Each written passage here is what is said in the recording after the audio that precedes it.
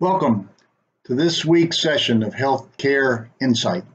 We've covered a lot of material in the first couple sessions, so I'm really excited about today's session, and I hope those of you who have been following us along from the beginning are equally excited to get more details about what it is that we're talking about, this whole idea of creating a strategy for private free market health insurance.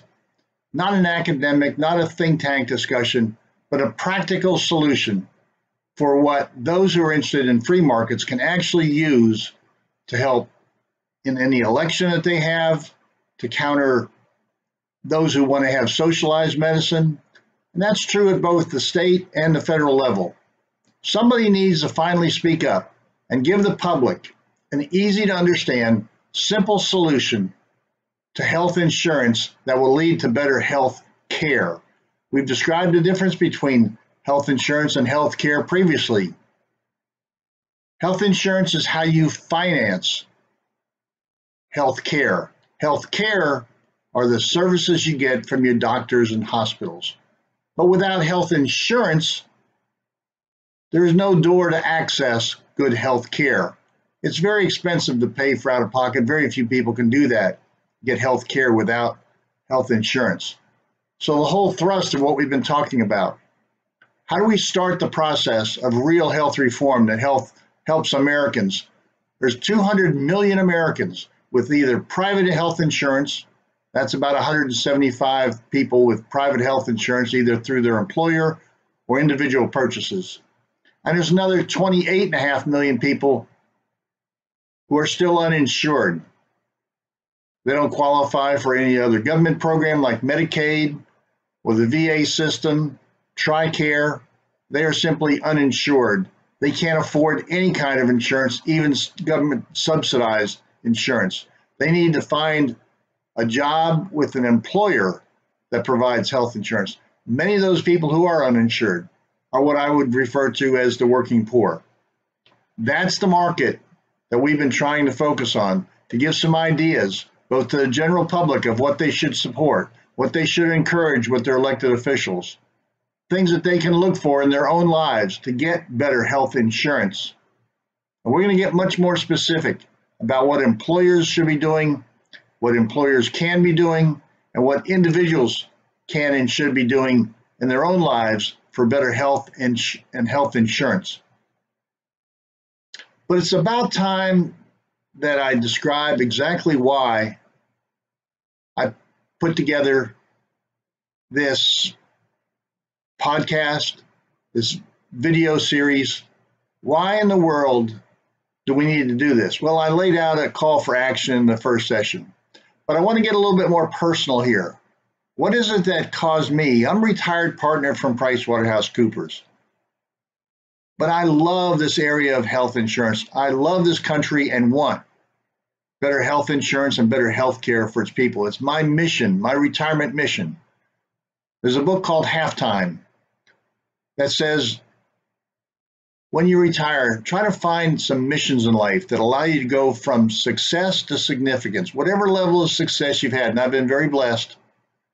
I want to take that experience, those things that I've been prepared to do, and try to find them in a mission orientation. Well, this is one of my missions, trying to solve the uninsured problem with free market solutions. So I want to talk about the title that I've given to this, even before we get into the nitty gritty, into the weeds of how this thing would work, because it's actually pretty simple. But things that are simple for the general public sometimes have more details behind them that are handled by the experts, handled by the structure and the system that's put in place. So I've done all this out of some frustration with the Trump administration and congressional Republicans who seem unable to develop and coalesce around a coherent alternative to the core of Obamacare, health insurance reform. You know, the president a while back said that he wanted to make the Republican Party the party of health and healthcare. But then a couple of days later, he said, well, but we'll have to wait till after the 2020 election to tell you exactly what it is. I don't think that works. I think the Democrats have a huge lead on the healthcare issue. Republicans have a huge lead on the economic issues. But as already been described in the previous programs we've had, that the surveys show that because the economy is doing so well, people tend to move towards other issues.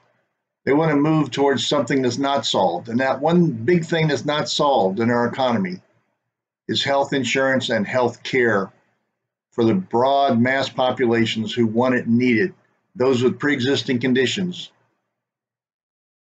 Now, the Republicans use, and the president uses, the idea we're going to cover pre-existing conditions, but he doesn't tell anybody how, what that structure is going to be.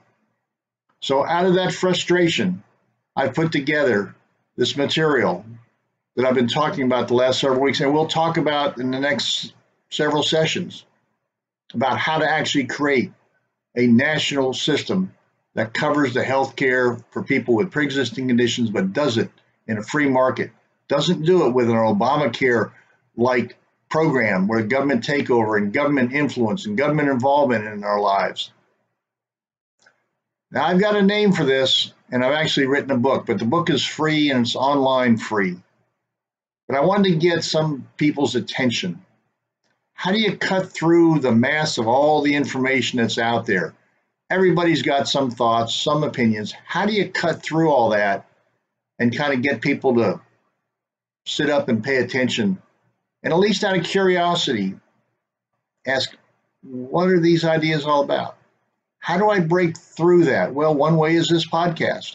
America's Web Radio is a great platform that puts out podcasts, videos on YouTube, gives much more visibility to people who are looking for health and healthcare ideas and are interested in this space. So that's why I've joined up with America's Web Radio. It is a great platform.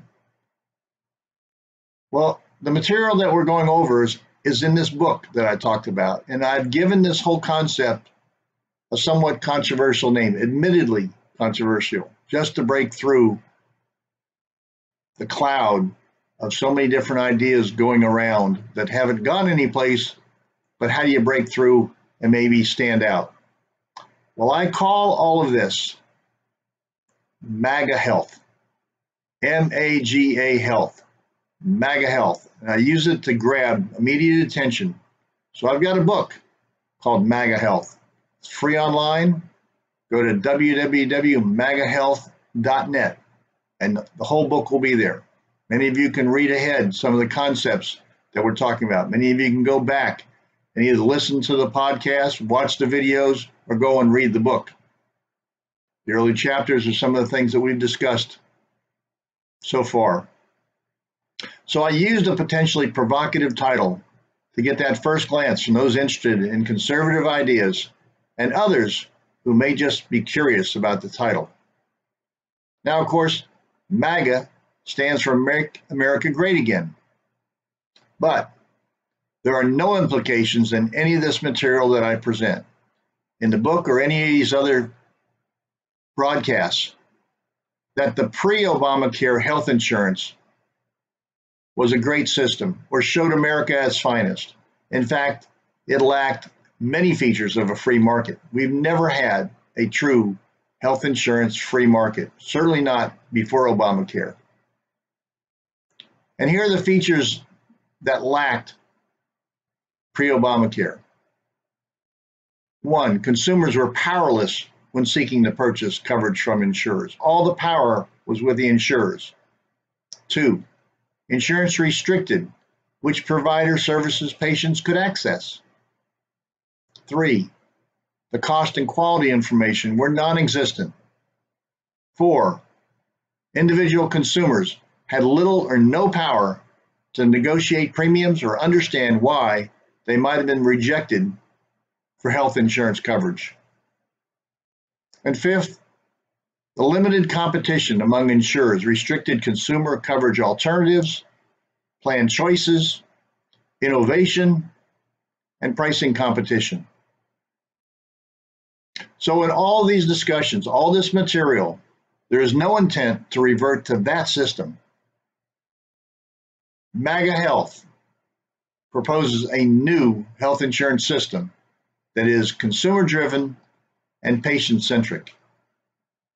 Now, some listeners and readers of the material might be surprised that MAGA Health includes some of the most popular features of the Affordable Care Act, such as 1. Guaranteed issue of insurance, 2. Coverage of pre-existing conditions, 3. Dependent children coverage to age 26, 4. Unlimited lifetime maximum, 5. Comprehensive major medical insurance coverage. Now, as we described, most people confuse health insurance, which is what we're talking about here, and health care. While they are intertwined, as we've discussed before, health care is how one receives services from medical providers, and health insurance is how one finances medical services. Keep in mind that at its core, Obamacare was about expanding Medicaid and controlling the private health insurance market with bureaucratic regulations and federal mandates. A negative interaction arises when health insurance limits access, restricts treatments, denies coverage, or unnecessarily intervenes between the patient-provider relationship and controls the delivery of provider care and treatments. Federal and state Republican elected officials must agree on and coalesce around a private health insurance reform. So come on, after all of this is said and done, MAGA Health is an example of how conservative principles can work.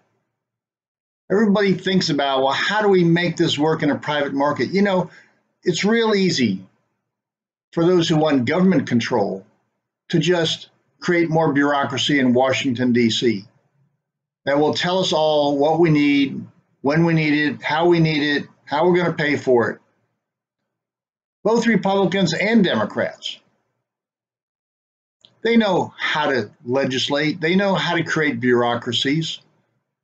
What we've suffered from in the last couple of years is we don't know how to create a free market. If the Republicans cannot unite, then surely this country will head in the opposite direction towards socialism, Medicare for all, or federal single-payer system. Those are not good systems, but if the Republicans can't hold up an alternative, the media and the Democrats in particular will just say, well, what else are you going to do? And without an answer, the only answer is what they'll have. That's what they did with Obamacare. They said there are no other alternatives except Obamacare. We didn't put up, those of us believe in conservative free market principles, we didn't put up an alternative, and we lost to Obamacare. We cannot do this again and lose to any kind of a socialistic system, government takeover, Medicare for all, or single payer system. So continue to listen to this. We're going to take a break right now, go to commercial. We're going to come back and we're going to start to really delve into the details. I'm looking forward to your continued participation and understanding of why we need something so important, and we're going to build it together. So we'll be right back with America's Web Radio.